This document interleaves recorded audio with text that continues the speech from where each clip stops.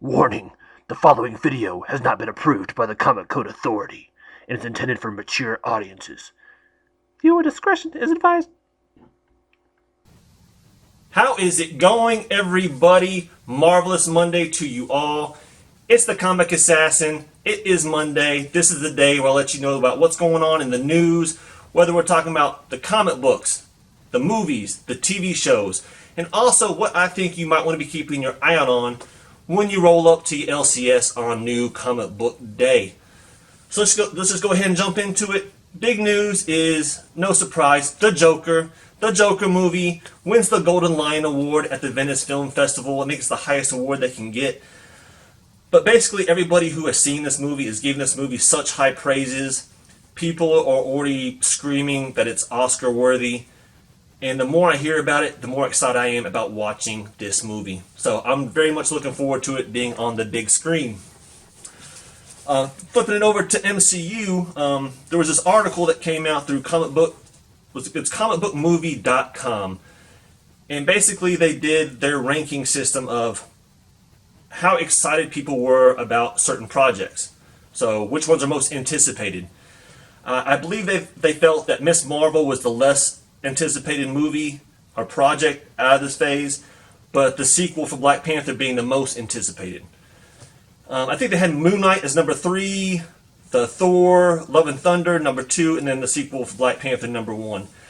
And I'm only bringing this up because I want to know what you guys think. Which of these projects are you most excited about? Which ones are you least excited about? Now, I know me. I'm glad that Moon Knight was in that top 3, but I might bump him up even to number 1. I'm super pumped about Moon Knight. I'm also super pumped about that Doctor Strange movie. I might have him in my top 3 too. But I want to know what you guys feel about, which ones are you excited about? Which ones, are you not that hyped up on? Speaking of MCU, or maybe the split from MCU, got a little bit of Spidey news for you. Basically, Sony has said they are in the development of 5 to 6 Spider-Man related TV shows. Now, I don't know if these are animated. I'm assuming they are, but haven't seen any concrete information as far as that goes. But yeah, we're going to get some more Spidey love on TV, which, I know I'll enjoy. I know my kids right now, they're actually watching the reruns from the Spectacular Spider-Man cartoon, and I've been digging, rewatching those with them. So yeah, Spidey's going to be on some TV. Speaking of the TV shows, and back to MCU, we did get some leaked information, basically confirming some of the story plots from the What If series. So basically, they confirmed that I think we're going to get a zombie Captain America story. I've heard people talk about zombies before, and it makes sense. So yeah, we're going to get some zombie Cap in the What If series. And they're also talking about a What If T'Challa led the Guardians of the Galaxy. So instead of him becoming the Black Panther, he pretty much took on the role of Star-Lord. So could be interesting.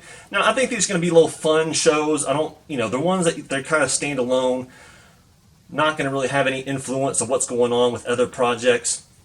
So yeah, that might be fun and quirky and worth the watch. That's basically it when it comes to the books and the movies. Not a lot going on. Now in the books, the big story for the books this week, and it's kind of controversial, and this has to do with the mayor of Rio de Janeiro banning, what was it called? The Avengers, the Children's Crusade. I think it came back, it's reprinted as like a trade back or something like that, and he's banning it because there is a kiss between 2 males. I believe it's Wiccan and the Hulkling. There was that kiss between them, and he's banning it, saying it's not good for the kids. And there's a lot of controversy. There's a lot of backlash because of it. There's a lot of people supporting it. To me, I say if you like the book, buy the book. If you don't like the book, don't buy the book.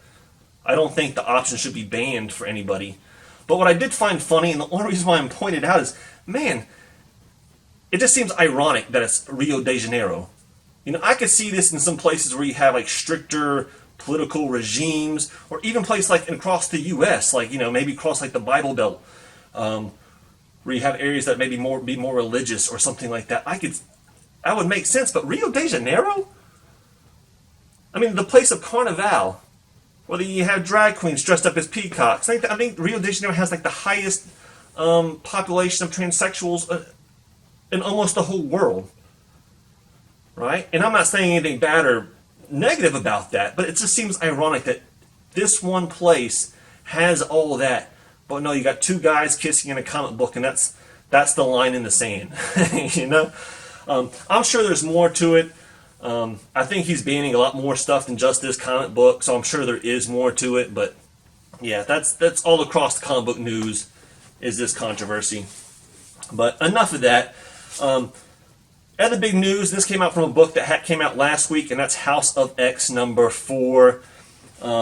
Minor spoilers, but basically we had some major deaths that occurred in House of X number 4 for some really key characters.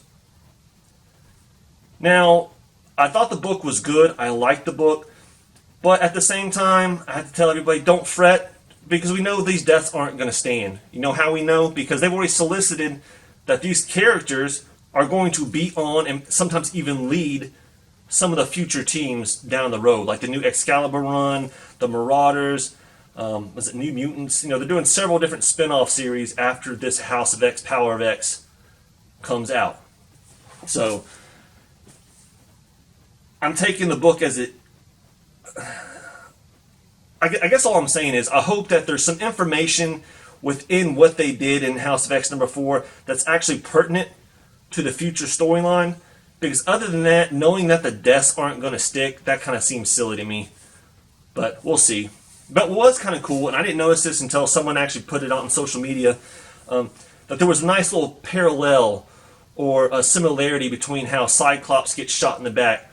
Don't know if he's dead, we assume that he died, and how Jean Grey died years and years ago with the whole, Dark Phoenix saga type thing. So basically both of them are kind of blasted in the back, both have a similar pose. They were both telepathically linked at the time that it happened. So I thought that was a pretty cool little pickup that I saw. Speaking of death, Liefeld.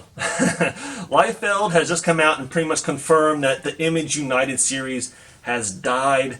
Basically, I think McFarlane walked out of it, a long time ago.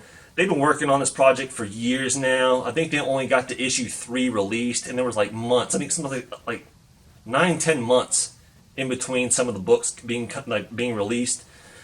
But he's put a can on it, and I just thought it was kind of funny that here's this guy who, on one side, is predicting the collapse of DC, and at the same time, it seems like everything that he's touching his hands on is doing exactly that, collapsing, right? So, what a prediction there. But yeah, and that's pretty much it with the comic book news. But let's talk about some books that are still alive and kicking, and you will be seeing possibly this Wednesday that you can get for your collection. First up, Vamp number 1. This is from Mythos Comics, not a distributor or publisher that I usually see in my LCS. I don't know if I picked this one up, but it's a vampire story. Las Vegas seemed kind of interesting, so if you're a vampire fan, you might want to pick that one up. Midnight Sky number 1. I like that cover B. This is from Scout Comics. Basically, it's kind of your invasion of the Body Snatchers type of scenario. Not the most original concept, but maybe they do it in an original way, which is enjoyable. So I might be checking that one out. This one is just for nostalgia's sake, but it's Deadly 10, Blade, the Iron Cross. Blade, character from the Puppet Master series. Like I said before, those are movies that I grew up on, as in elementary school, watching Puppet Masters. Probably shouldn't have been watching stuff like that so young, but I did, and I enjoyed them. And I love Blade. I love the Puppet Master characters. So yeah, I'm definitely picking up that one for my Full Moon Productions nostalgia's sake. Then we have Dark Age number 2. This is from Red 5 Comics. I really enjoyed issue number 1. And gonna be checking out and see what they do in issue number 2. And the same thing is said for Coffin Bound number 2. Now this is an Image book. I liked issue number 1, but it kind of kept me on the fence if I wanted to continue or not. I think I'll give it issue 2 to see if it's worth continuing or not, but at least I'm going to give it a chance. Then we have Chastity, And I believe this is the second volume, but it's a #1. This is from Dynamite. I never read any of the old Chastity books, but it seems like a pretty cool cover. It seems kind of wicked. Seems like a pretty good storyline. Basically, her and a whole bunch of people, other women, get kidnapped. They're pretty much going to make, like sex slaves out of them or something like that, and she's not having any of it. So, might be an interesting book to pick up. But my 3 top indie books is 1, Reaver #3 from Image. Definitely for the read. Issues 1 and 2 were awesome. Looking forward to #3. Then we have Trees, 3 Fates #1. Now this comes us from Warren Ellis. I believe it's also an Image book. And I think the Trees series was optioned for TV a while back. Don't know if anything's changed with that, but yeah, it's definitely one of my top picks for indie. And then I have to go to what is it? What is it called? Pandemica? Something like that. Pandemica #1. It's from IDW. So IDW is coming out with some pretty cool stuff lately. This is a Jonathan Mayberry book. Basically, it's an apocalyptic type of story. You have these government groups wanting to drop these bombs and pretty much do like this ethnic cleansing on sections of the world, and you have these groups of scientists opposing them. So I think it's limited to 1 per cover at Midtown. It was still available last time I saw, but yeah, that's definitely one of my top indie books. Now moving on to DC, we have Gotham City Monsters #1. You had me at monsters. All right, I think it'd be a cool little series. And then we have Riddler, Year of the Villain #1. I'm not a huge fan of the cover art on this one, but it's the Riddler. All right, he's up there on my list of top DC villains. I like to see what's going on with him in this whole Year of the Villain stuff. So I'm gonna be checking that one out. But my 2 top DC books, I have to go 1, Catwoman 15, that Stanley Art Germ variant, cover alone. All right, that might be one of my covers of the week. All right, that is a sweet Catwoman, Michelle Pfeiffer version of Catwoman Tribute. Just a sweet looking cover, and that's definitely one I want in my collection. And then my next one, and I hate to actually put this one on there, Batman 78. Now we're coming off some hype from 77, which also had another big event, which once again won't stick. All right, that character, first off, it wasn't the first time that character's been killed off. It won't be the last. He'll be back. So I think it's kind of silly they did that stuff anyway. But we're coming off the hype of that. But also Tom King did come out and he tweeted and said something like, issues 78 and 79 were probably the 2 most important books or biggest books that he's written for this whole run. Now, there's some speculation that it might have something to do with the whole Bat-Cat thing. So maybe, I don't know, maybe he's trying to hype up his Bat-Cat series that's going to be coming out here, after this run is done. Or maybe something really big does go down in these next 2 books, and you might want to be picking them up. So there you go for DC. For Marvel, we have some Absolute Carnage stuff coming again, but this time we have Symbiote of Vengeance #1. I'm kind of excited about this. I'm really looking forward to see how they do Carnage going up against who else but Ghost Rider, right? How does that one end? So definitely excited about that. And then you also have the versus Deadpool Absolute Carnage #2 comes out. So if you're keeping up with all these spin-off series, and especially if you read the first Absolute Carnage versus Deadpool, you might want to be picking this one up as well. Daredevil #11 is coming out, and I don't read a lot of this Daredevil. I really just like this cover because it's got the whole Matt Murdock face coming across, and then you got Spidey in the middle of it. So yeah, I'm really digging that cover. Then we have Moon Knight Volume 8 Annual #1, and I forget the artist, but I'm really digging that wraparound cover. All right, first off, it's been a minute since I've been able to read any new Moon Knight, so that's why I'm picking it up. But this will also be probably the first wraparound cover I'll end up picking up.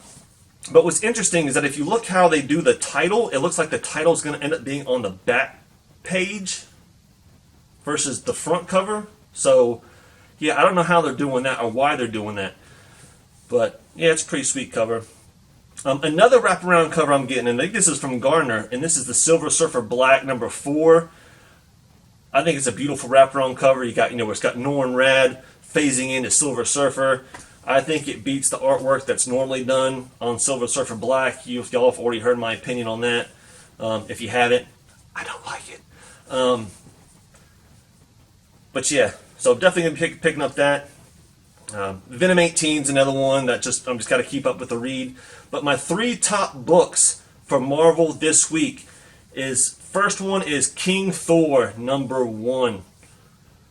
All right, and I don't really read a lot of Thor, to be honest with y'all. But what I'm excited about is this is Jason Aaron and Ribic doing this run. And if you're not familiar with them, they're the ones that did the Thor, was it God of Thunder run, which a lot of those books really heated up. Right, so there might be some future spec potential going on with this future run. They had a really good run with God of Thunder. What are they going to be doing with King Thor? So I'm picking that one up for sure. Then we have Captain Marvel #10. This goes along with the new character Star that was released. A lot of the last issue or two heated up. Some of that might have died down a little bit, but it's kind of interesting to see where this new character Star, how she will further her role in this Captain Marvel run. But my next big one is Power of X #4. All right, that's probably one of my big books for Marvel this week. And I'm saying, from a speculative point of view, I'm betting on that Melina connecting cover all day long. Y'all hear me talking about these connecting covers every week, right? There's a reason why out of all the regular cover priced copies of this book, the connecting cover is the only one that's currently sold out. Because those are the ones that are heating up on the secondary market more than any of the other regular cover priced books. So yeah, plus I like the connecting covers. So that's the one I'm picking up. But that's all I got, y'all. Let me know what you guys are picking up. Let me know what you guys think about my picks. Also, don't forget, if you want to let me know, which shows or projects you're most excited about, which ones you're least excited about. I would love to hear what you guys think. With that being said, thank you so much, everybody, for taking the time to come check me out.